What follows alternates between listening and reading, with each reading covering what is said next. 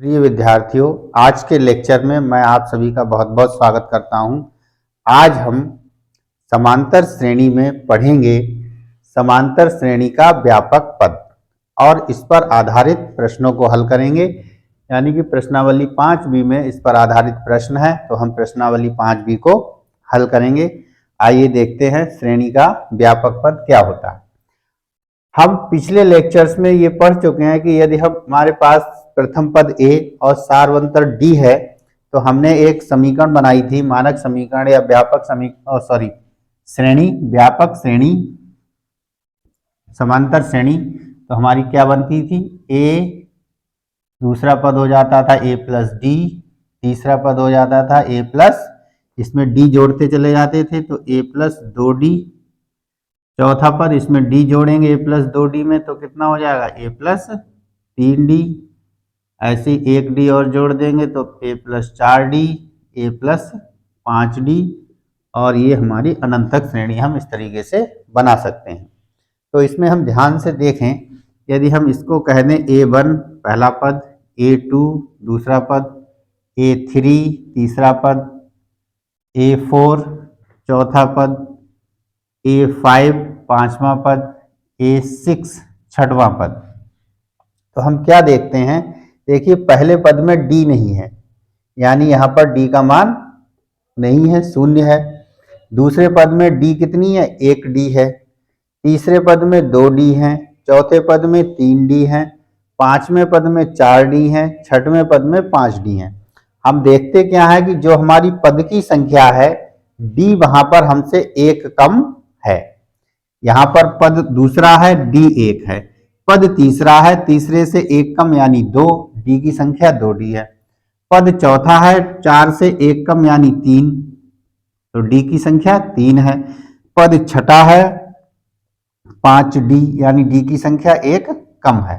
तो हम इस तरीके से ये देख सकते हैं, यदि हमसे कहे कि कोई 10वां पद ज्ञात कीजिए, इसी श्रेणी का, समांतर श्रेणी का 10वां पद निकालिए, तो हम इससे क्या निष्कर्ष निकाल लेते हैं कि जो D होगी इसमें वो 10 से एक कम होगा। यानी A में प्रथम पद में यदि हम 9D जोड़ देते हैं तो हमें 10वां पद प्राप्त हो जाता है।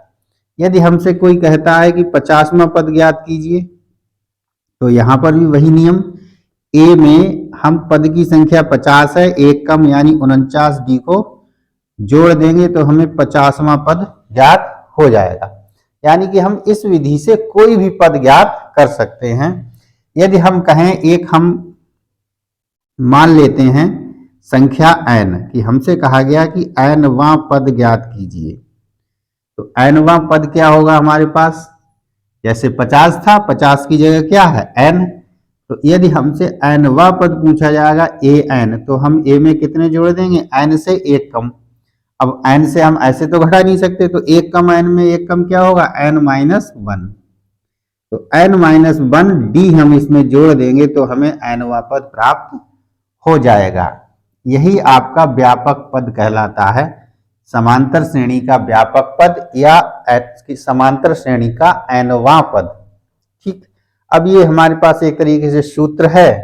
A और D हमारे पता है किसी समांतर श्रेणी का, तो हम इस सूत्र की सहायता से उस श्रेणी का कोई भी पद ज्ञात कर सकते हैं।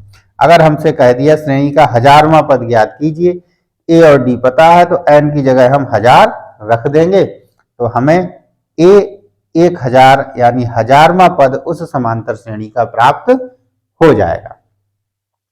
तो उम्मीद करते हैं कि ये सूत्र किस तरीके से आया, आपको समांतर श्रेणी का व्यापक पद या nवां पद कहाँ से आया, ये चीज आपको समझ में आ गई होगी।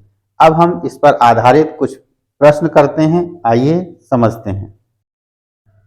देखें, आपके सामने प्रश्नावली 5B का पहला प्रश्न है।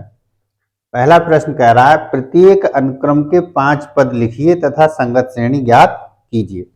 अनुक्रम क्या होता है? यदि हम बिना चिन्हों के संख्याओं को लिखते हैं तो वह अनुक्रम कहलाता है। प्लस या माइनस चिन्ह के साथ अगर हम लिख देते हैं श्रेणी को तो वह श्रेणी कहलाती है। देखिए, A का हम हल देखते हैं। A1 आपको दिया हुआ है 3 और ए एन कितना दिया है, तीन A N minus one plus दो। ए एन आपको दिया हुआ है 3 A N minus one plus दो। और आगे क्या लिखा है इस पे भी ध्यान देना है, सभी एन बड़े और बराबर हैं एक से।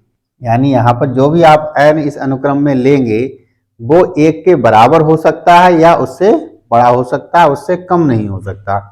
तो A1 हमारे पास है ही है, तो हम क्या निकालेंगे, A2 निकालेंगे, क्योंकि 5 पद लिखने हैं। तो A2 निकालने के लिए n की जगह क्या रखेंगे, 2।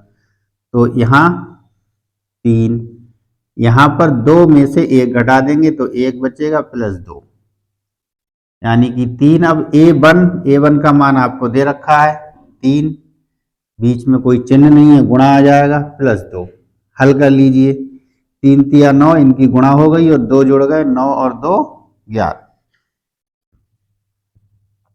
इसी तरीके से तीसरा पद A3 क्या होगा, 3 अनुक्रम में रखेंगे, 3 माइनस 1 कितना आ जाएगा, A2 प्लस 2। 3 और A2 का मान आपके पास कितना है, 11 प्लस 2 कितना हो गया, 11 तिया 33, 33 और 2 35। ऐसे ही A4 n की जगह 4 रख देना है, 3 यहाँ 4 माइनस 1 कितना आ जाएगा, A3 प्लस 2, 3 गुणा A3 का मान 35 प्लस 2। तो अब इसे सीधे नहीं जोड़ पाएंगे तो गुणा कर लीजिए, 3 पंजे 15, हासिल 1, 3 तिया 9, 105 प्लस 2, तो ये हो गया 107। A5 3 5 रखोगे तो 5 माइनस 1, A4 हो गया प्लस 2। A4 का मान तुम्हारे सामने आया 107 प्लस 2, गुणा कर लो, 3 सत्ते 21, हासिल 2, 3 एकम 3 प्लस 2, तो ये आ गया 2 और 1 3, 323। तो हमारे पास 5 पद आ गए। तो इसके संगत श्रेणी क्या बनेगी, देखें। सबसे पहले A1 लिखेंगे, 3 कॉमा लगा लीजिए, फिर A2 लिखेंगे 11, फिर 35 और फिर 107 और फिर 323। ठीक, ये आपका अनुक्रम हो गया। श्रेणी प्लस करके लिख सकते हैं आप, ठीक है। अब देखिए यहाँ पर है क्या, 3 और 11, 11 में से 3 घटाएंगे तो आपके पास आएगा 8, लेकिन 35 में से 11 घटाएंगे तो आपके पास 8 से ज्यादा बचेगा। यानी ये जो अनुक्रम या श्रेणी है वो समांतर श्रेणी नहीं है, इसीलिए उसने प्रश्न में नहीं कहा है कहीं पर समांतर है या नहीं है, बस आपको एक व्यापक पद दे दिया है, वहां से बस आपको श्रेणी बनाना सीखना है। और यहाँ पर कुछ भी नहीं है, समांतर श्रेणी की बात यहाँ पर नहीं की है इस प्रश्न में, ठीक है। तो ये आपके पास संगत श्रेणी आ गई। देखते हैं हम अब बी का हल। देखें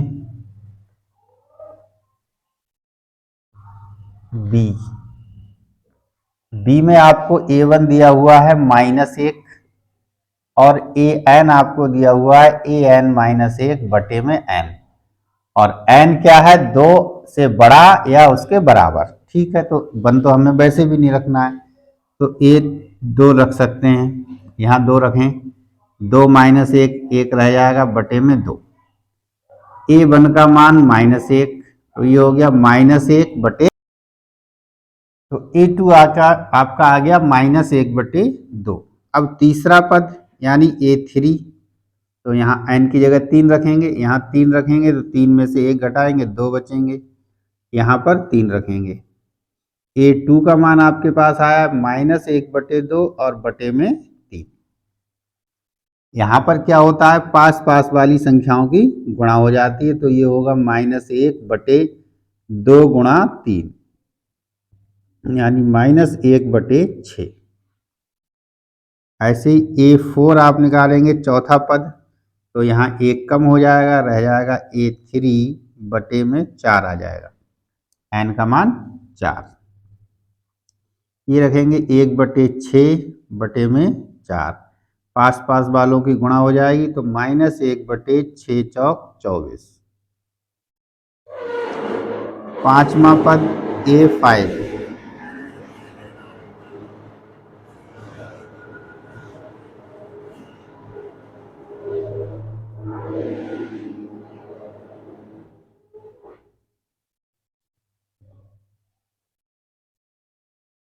पांचवा पद क्या है A5, तो A5 n की जगह क्या रखेंगे 5, तो यहाँ क्या आएगा A 5 में से 1 घटाया 4/5, तो A4 का मान कितना हो जाएगा आपके पास है -1/24/5, फिर पास पास वालों की गुणा करेंगे आप, 5 चौक 20 हासिल 2, 5 दूनी 10 और तो 12, ठीक। तो -120, ये आपके पास पांचवा पद आ गया। अब आपको क्या बनाना है श्रेणी, तो क्रम से आप रख देंगे।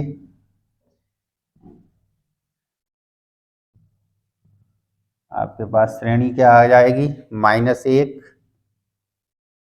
फिर -1/2, फिर -1/6, -1/24 और -1/120। तो ये श्रेणी आ गई। समांतर श्रेणी फिर ये नहीं है, क्लियर कर ले, श्रेणी बस आपकी आई है।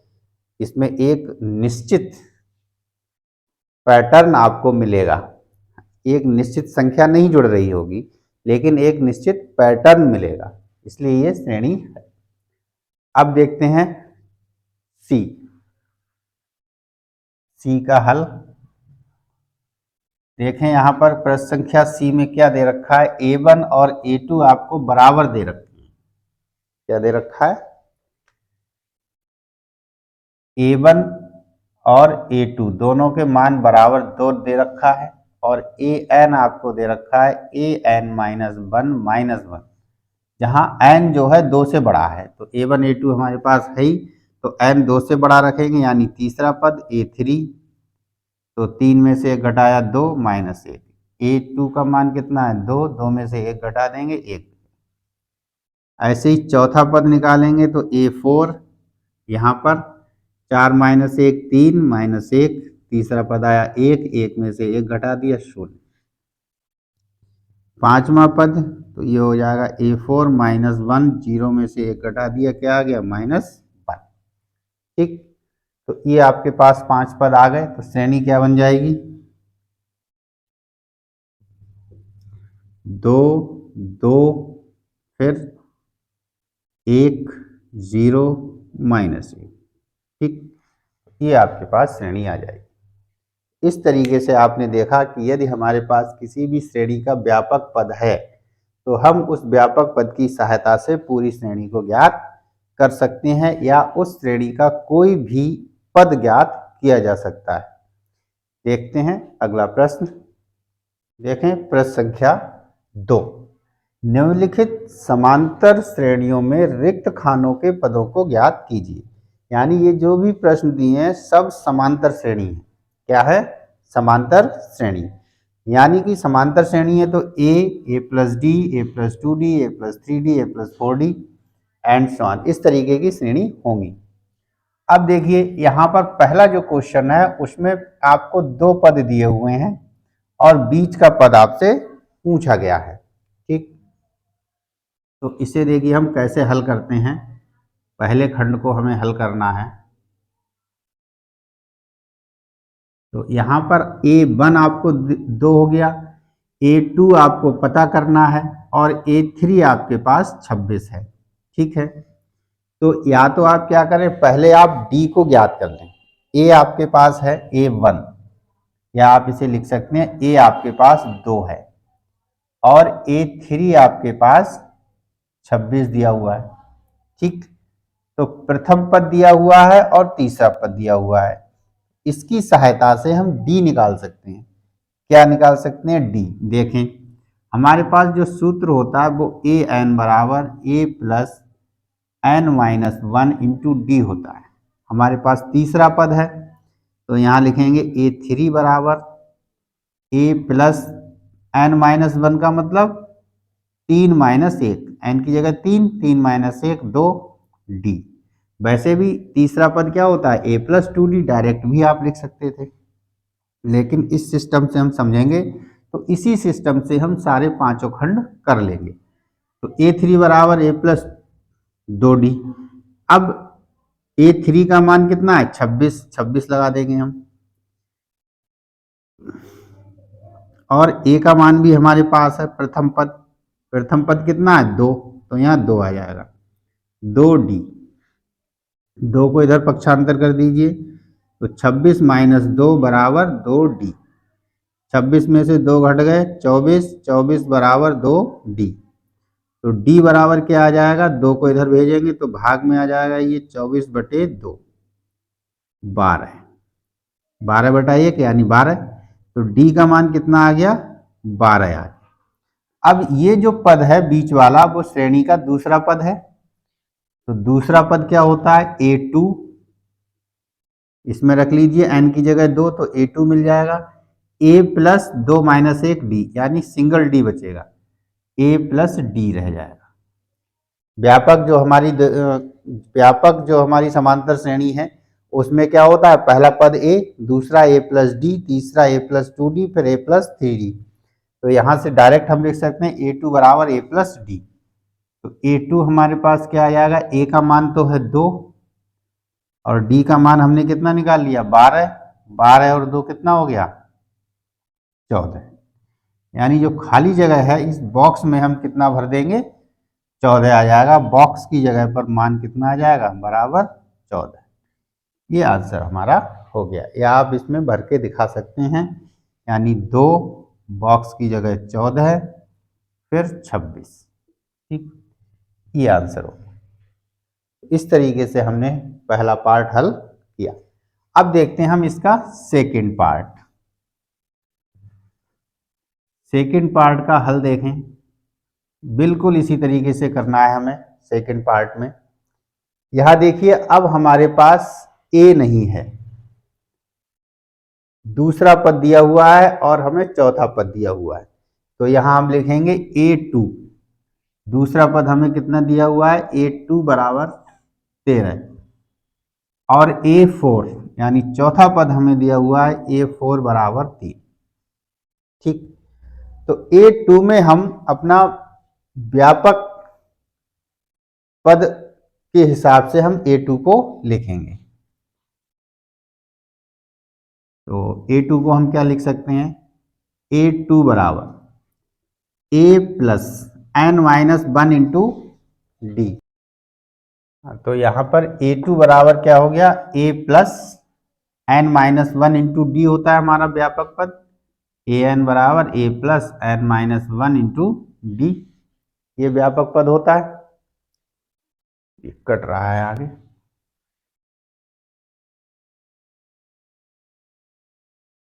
ए एन बराबर a plus N minus 1 into d. ठीक है, तो n माइनस 1 यानी 2 में से 1 घटाया तो 1 बचा, 1 डी आ जाएगा। 1 डी को क्या लिख देंगे a प्लस डी, या सीधे जो हमारी समांतर श्रेणी है पहला पद a1a, दूसरा पद a2 a प्लस डी, फिर a प्लस 3d, इस तरीके से। तो a प्लस डी आ गया, तो a2 की जगह क्या रख सकते हैं हम 13, तो 13 बराबर a प्लस डी, या इसे हम लिख दें a प्लस डी बराबर 13, समीकरण नंबर 1। ऐसे ही a4 बराबर 3 है, तो a4 को क्या लिख सकते हैं, a4 को लिख सकते हैं a प्लस 3d, एक कम, a4 की जगह 3 आ जाएगा, 3 बराबर a प्लस 3d, यानी a प्लस 3d बराबर 3, समीकरण नंबर 2, और a प्लस डी बराबर 13, समीकरण नंबर 1। घटा दीजिए, घटाने पर तो जब घटाएंगे तो हमारा a से a कट जाएगा, 13d में से d हम जब हम घटा देंगे तो कितना बचेगा हमारे पास 2D और इधर बचेगा माइनस का 10। तो D बराबर -10/2, 2 पंजे 10 यानी -5। D का मान हमारे पास आ गया -5, लेकिन ये आपको दिख नहीं रहा है।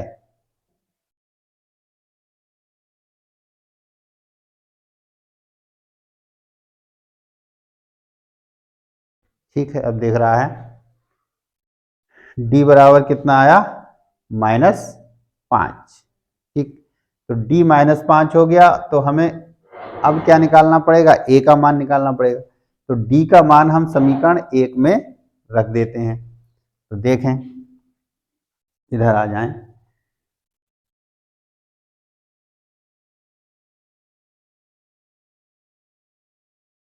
समीकरण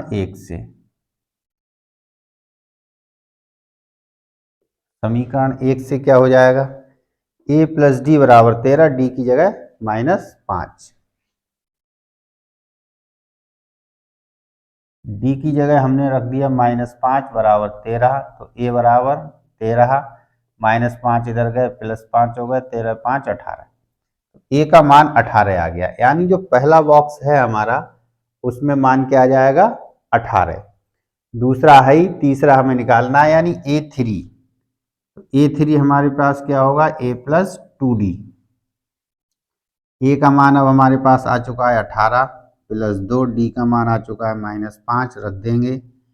18 + -, 5 दूनी 10, तो ये कितना आ गया 8। यानी पहले बॉक्स में हमारे पास आ गया 18 और तीसरे बॉक्स में आ गया 8। तो इस तरीके से हमारा ये बॉक्स हमारे फिल हो गए। इसमें आया 18 और इसमें आ गया 8।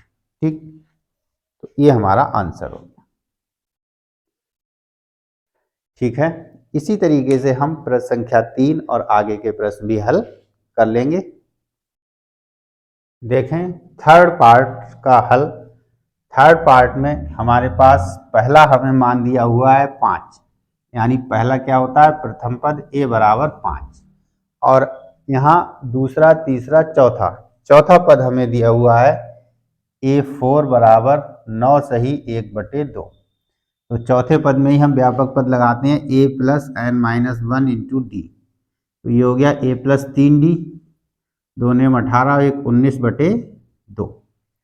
A का मान हमारे पास पहले से है, वो हम लगा लेंगे। 5 + 3D बराबर 19/2। तो 3D, 5 को इधर लाते हैं, 19/2 - 5। 3D बराबर 2, 19, 2 पंजे 10, तो ये हो गया 9/2। तो D बराबर देखिए कितना आएगा, 3 हमारे भाग में चले जाएंगे, 9/2 गुणा 3, 3 एकम 3, 3 तिया 9, तो ये हो गया 3/2। यानी D का मान हमारे पास आ गया 3/2। A हमारे पास है ही 5, तो हमारे पास सारे पद आ जाएंगे। क्या चाहिए हमें, दूसरा और तीसरा पद। देखें तो दूसरा पद A2 क्या होगा, A + D। A का मान है 5, D आपके पास आ गया 3/2। हल कर लीजिए, 2 पंजे 10, 10 और 3 13/2। A2 का मान 13/2। और क्या चाहिए, A3। तो A + 3, 3 में से 1 कम कर दो, 2D। A + 2D। A का मान आपके पास 5 है +2, D का मान कितना है आपके पास 3/2। तो इस 2 से ये 2 कट गया, 5 + 3, 5 + 3 8। यानी कि हमारे बॉक्स फिल हो गए। 5 पहला बॉक्स, दूसरा बॉक्स 9 सही 1/2। तो दूसरा बॉक्स का मतलब यहाँ क्या है, A2 13/2, या इसे सही में लिखोगे तो 2 छंग 12, 6 सही 1/2। ये हो गया 6 सही 1/2, और ये हो गया 8, और ये आंसर हो गया। ठीक, तो इस तरीके से हम इसे हल करते हैं। देखते हैं अगला प्रश्न। देखें पार्ट 4। फोर्थ पार्ट में आपको पहला पद दिया है और इधर लास्ट दिया है, बीच के सभी आपको बताने। तो पहले का पद का मतलब -4, ए बराबर -4 हो गया। दूसरा बॉक्स, तीसरा, चौथा, पांचवा, यानी 1 2 3 4 5 6, यानी छठवां पद आपको दिया हुआ है A6 बराबर 5, सॉरी A6 बराबर 6 दिया हुआ है। ठीक, तो व्यापक पद से A6 का मान क्या होगा? A प्लस 1 कम D, तो ये हो गया A प्लस 6 में से 1 कम 5D बराबर 6। A प्लस 5D बराबर 6। A का मान आपके पास ऑलरेडी है -4, 5D बराबर 6, -4 को इधर भेज दीजिए, प्लस के हो जाएंगे 6 + 4 यानी कि 10, तो D बराबर 10/5, बटे में आएंगे 5, 5 एकम 5, 5 दूनी 10, D बराबर 2 आ गया आपके पास। D बराबर 2 आ गया। A आपके पास है ही, सारे पद आप ज्ञात कर सकते हैं। तो ये कौन सा हुआ? दूसरा पद A2। A2 क्या होता है? A plus D। A का मान -4, D का मान 2, ये आ गया -2। A3, A प्लस 2D होता है, भाई 3 से 1 कम लगेगा बस, तो -4 + 2 × 2, -4 + 2 दूनी 4, ये हो गया 0। इसके बाद A4, A प्लस 3D, यानी -4 3 × 2, -4 3 दूनी 6, -4 + 6 कितना हो गया? 2। तो A2, A3, A4, A5 आपको और निकाल लेना है। तो A5 आपका क्या हो जाएगा? A प्लस 4D, यानी कि A का मान आपके पास है -4, 4D 4 × 2, क्योंकि D का मान कितना है? 2, तो 4 दूनी 8, तो ये प्लस के 4 बच गए। तो आपके पास सारे बॉक्सेस के मान आ गए। तो आंसर आपका क्या होगा? -4 पहला बॉक्स, दूसरा बॉक्स, तीसरा बॉक्स, चौथा बॉक्स और 6।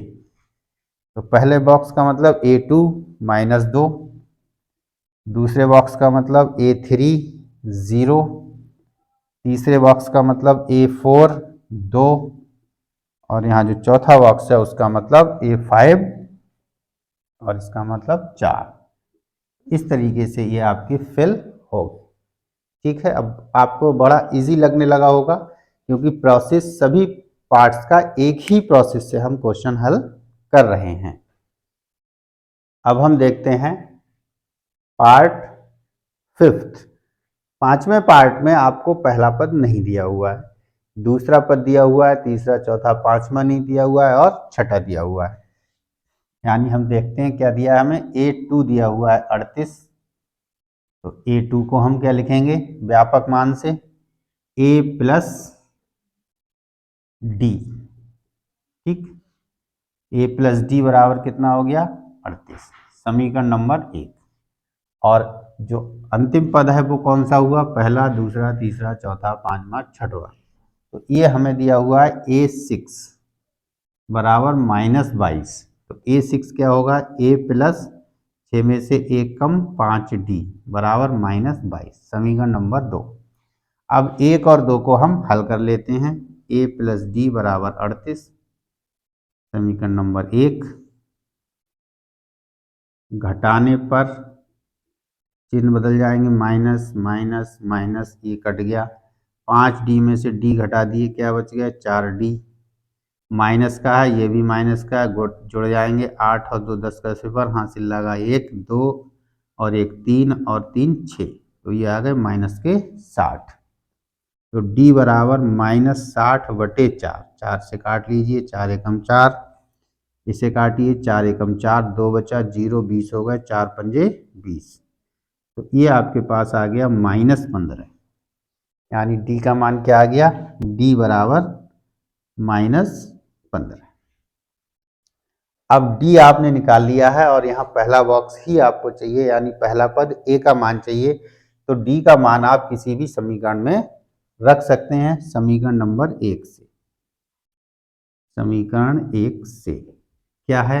A plus D, A plus D बराबर 38, तो D का मान लगा लीजिए -15 बराबर 38, तो A प्लस माइनस -15, -15 को उधर भेज देंगे तो 38 + 15, तो ए बराबर आपके पास आ गया, कितना आ गया, जोड़ लें 8 और 5 13 के 3 हासिल 1, 1 और 1 2 और 3 5, 53। यानी पहला बॉक्स फिल हो गया आपका किससे, संख्या 53 से। अब देखें पहला बॉक्स का मतलब ए का मान ये फिल हो गया, दूसरा मान है तीसरा, यानी आपको A3 चाहिए, A4 A5। तो A3 को हम क्या लिखेंगे, A + 2D। ए का मान आपने निकाल लिया 53 + 2 और डी का मान भी आपके पास आ गया -15। तो 53 ± -15 दूनी 30। घटा लें, 3 में से 0 घटाया 3, 5 में से 3 घटाए 2, तो ये A3 आपके सामने आ गया 23। ये बॉक्स भर गया। ये क्या है, चौथा पद है, तो यह है A4। तो A4 को हम क्या लिखेंगे, A + 3D। ए का मान 53, 3, डी का मान आपने निकाल लिया था -15, डी बराबर -15। तो 53 ± -15 तियाँ 45। 13 में से 5 घटाएंगे 8 बचेंगे, 4 में से 4 घटाएंगे कुछ नहीं बचेगा, तो A4 हमारे पास आ गया 8। यानी ये वाला बॉक्स भी हमारा भर गया। पांचवा पद भी हमें निकालना है, बॉक्स हमारा खाली है। तो A5 बराबर आएगा A + 4D। ए का मान 53 + 4, डी का मान -15। 53 -15 चौक 60। तो घटाएंगे तो माइनस के बचेंगे, 10 में से 3 घटाएंगे 7, 5 में से 5 घटाएंगे 0। तो A5 आपके सामने आ गया -7। तो यहाँ पर हमारे पास जो बॉक्सेस हैं उन्हें हम किस तरीके से आंसर में लिख सकते हैं, यहाँ देख लें। पहला बॉक्स हमारे पास, ठीक, फिर हमें क्या पता है 38, फिर एक बॉक्स है, फिर दूसरा बॉक्स है, फिर तीसरा बॉक्स है, और फिर हमारे सामने है -22। ठीक, तो पहले बॉक्स का मतलब प्रथम पद कितना है हमारे सामने, 53, तो इसमें हमने भर दिया 53। दूसरा पद 38, तीसरा पद A3 कितना है 23, तो यहाँ आ जाएगा 23। A4 चौथा पद कितना आ जाएगा 8, पांचवा पद -7। तो इस तरीके से ये सारे बॉक्सेस फिल हो गए और ये आपका हो गया आंसर। इस तरीके से आपने प्रश्न संख्या 2 को पूरा समझ लिया है। उम्मीद करते हैं चीज़ें आपको समझ में आई होंगी, व्यापक पद का क्या अहमियत है और वहाँ से व्यापक पद की सहायता से हम प्रश्नों को किस तरीके से हल करते हैं, ये चीज़ें समझ में आई होंगी। ठीक है, पढ़ते रहिए, खुश रहिए। वीडियो देखने के लिए बहुत बहुत धन्यवाद।